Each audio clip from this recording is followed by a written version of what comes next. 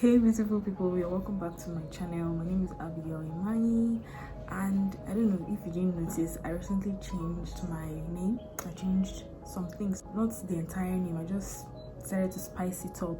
I just felt like the whole Abigail Imani was so official. Don't get me wrong, like a lot of people use their names and surnames for the channels, but I just felt like I should try something different. So I go by the name Yo Soy Abigail, and Yo Soy is Spanish for I am. Yeah, that's my new name. In case you see it pop up, it's still me. It's still me, Abigail. So yeah, Yo Soy Abigail. I am Abigail. You're welcome back to my channel. And from the title of this video, you're going to know what I'm getting into today. Yeah, please don't forget to like, comment, share, and subscribe to my channel, guys. Like, if you come to my channel and you watch a video and you like it, like, just subscribe, guys. Just subscribe. There's no harm in it. That's how we grow on here. That's how we stay motivated, to be very honest.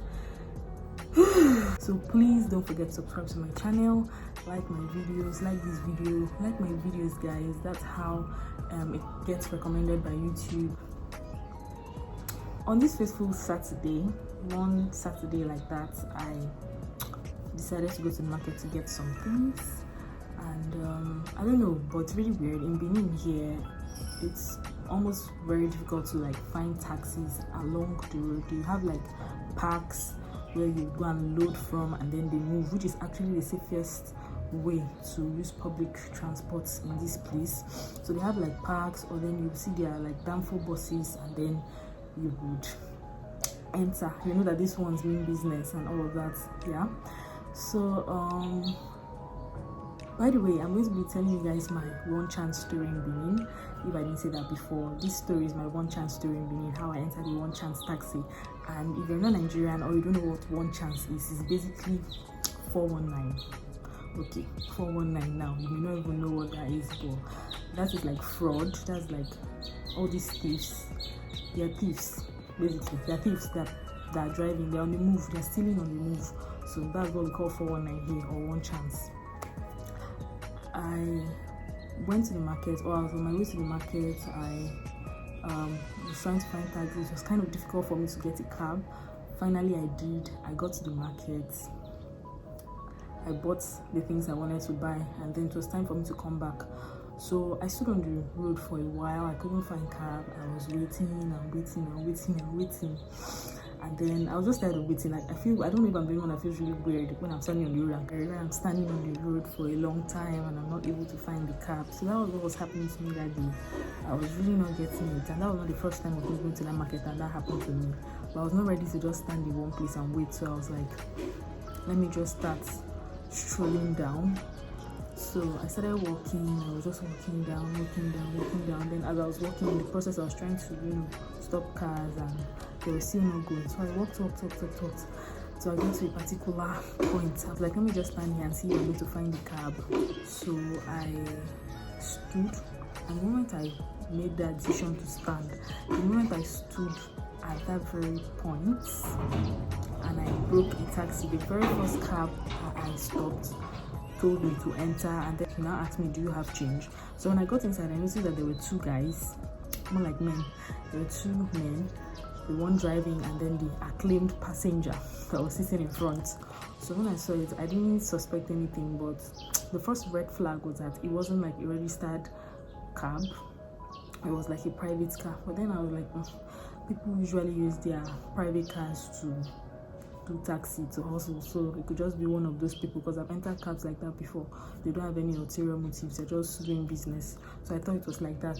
And when I entered, I noticed that he wasn't driving like someone that was looking for passengers. Yeah, he was not driving like that. He was not taking the major route. So now I'm just going to use like an example. Imagine that you're in Calabar, you're going to Rabana, and then instead of just driving straight down, because it's a straight road, the driver starts entering inside state housing, coming out from one of those roads in state housing, like that, like just digitaling inside state housing. So that was what was happening to me. I'm not really familiar with the roads, but I knew how I came, and I knew how I was supposed to go back. It was literally supposed to be a straight road like Rabana, but then this man was entering different places. So I'm like, well, I was just observing, like, why is he entering different places? And besides, why is he not even interested in picking other passengers. So apparently what I discovered was that they were probably looking for a secluded place where they could maybe rob me or whatever, I don't know. But as God could have it, almost everywhere they were entering, there were people there. There were people at every stop. It's on this side, people are there. It's on this side, gatesmen are sitting outside their gas house. So it was difficult for them. So they drove until they even got to my destination. They were almost approaching my destination. So they're like, oh, maybe start to play these scripts now. Let's play it now. We will soon drop this girl. Where should they go? And we're not going to do what we want to do, because there were people literally everywhere. So, the man in front that was sitting next to the driver now said, "Oga, drop me." And me thinking it was the normal passenger, although I had seen the red flags. But then I'm like, Abigail, relax, you overthink a lot, just chill, you're in your normal cab. So I'm like, let me relax, let me not overthink this thing. So the man in front now said he was okay, he was going to drop. So he now came down. When he came down, he paid. So as the car was about to zoom off with me and just the driver, he now said, driver, wait. So in my head, I'm like, wait for what now? Like, you've had such a long ride. You didn't see the opportunity there to ask him whatever I wanted to ask him. Well, I started listening. So he was not like, I did go called one outrageous place that was so far from where we were that any right-thinking human being that hears that you are in this location and then you are saying that you actually wanted to go to that location that he called would definitely be like, Jesus, how did you come here? Like, you definitely put mouth in talk.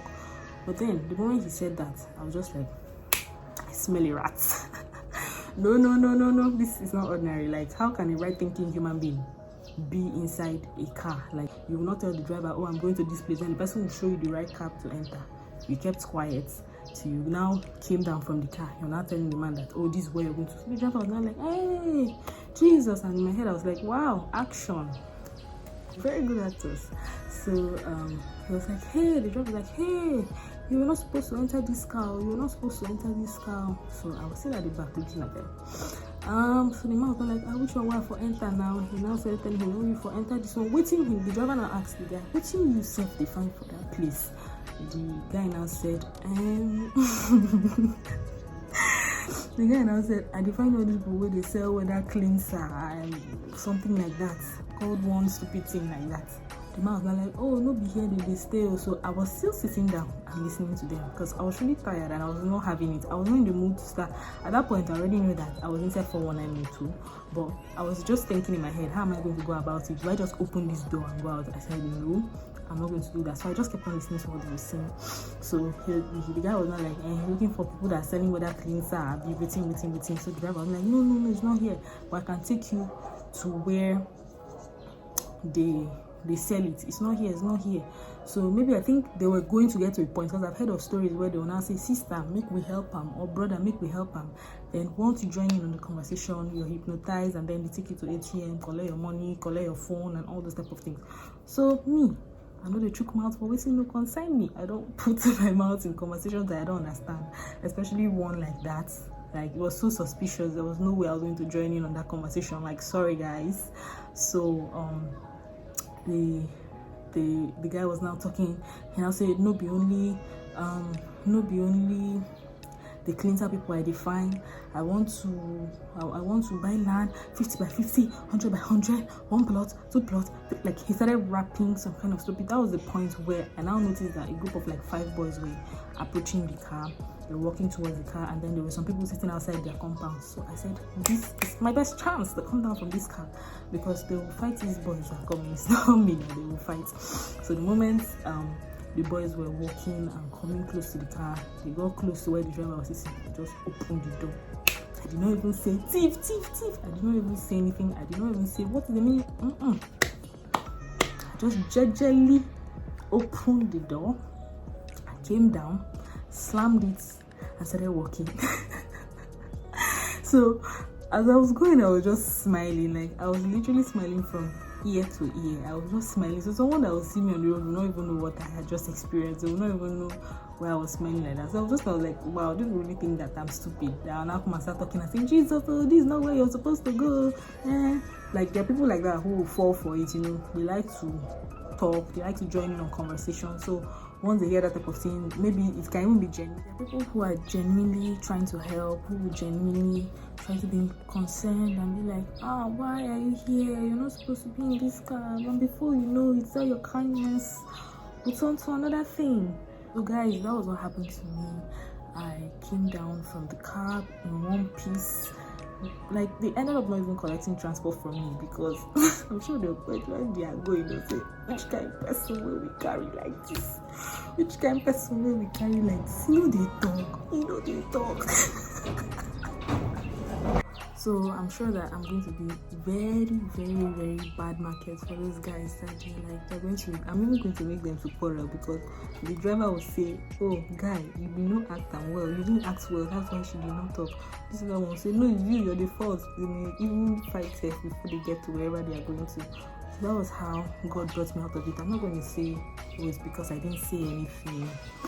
That was why I was able to get out of it. What if they had arms? What if they had gun? What if they had machete? Who knows? But I just want to thank God and just tell you guys that, stay safe out there. People are vicious these days. They are on the loose. They don't cut chain, like they're out.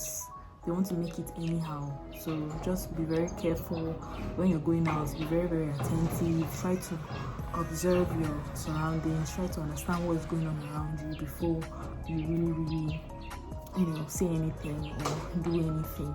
So yeah, that was what happened to me. I just thank God I came out of it. When I came home, I was telling my sister what happened. She was telling me that I'm very lucky that some people, they will take them to the ATM, like I said before. Whether it's your ATM card that is there, whether it's someone's own, they withdraw the money, like they will literally collect everything from you. Everything collected, they'll collect it from you. There was even another story that one girl was telling us about, that they drove a particular girl to her house and she went and packed all her mother's gold, everything. She packed all, gave to them, all the valuables in the house. She was packing it and giving to them. So my dear, just stay safe, stay woke. I've also had this experience in Calabar. If you would like to know what that one was like, please tell me and I'll do a video about it, or in my spare time I'll just do a video about it and also post it on here. So yeah, that's really about it, guys. That's what went on. Please don't leave without subscribing to my channel, turning on post notification and engaging with my other videos. See you next time, guys.